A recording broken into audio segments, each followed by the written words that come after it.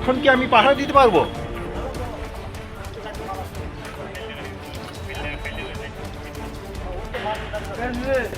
কথা হলো যে যাতায়াত বন্ধ, এক সপ্তাহ ধরে, 15 দিন যাবত, 1 বছর যাবত এখানে কাজ হচ্ছে। হ্যাঁ, কোনো গাড়ি বের করতে পারি না, কোনো সময় গাড়ি আনলে হঠাৎ করে দেখা যায় রাস্তা বন্ধ করে রেখে দিয়েছে।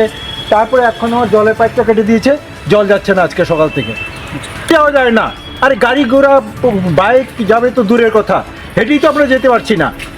আর ইমার্জেন্সি বন্ধ, হঠাৎ করে একটা অসুবিধা হলো, ইমার্জেন্সি হলো, কীভাবে যাবে বলুন আপনারা? হ্যাঁ, 15 দিন, 20 দিন, 1 মাস, তা তো না, বছরের উপর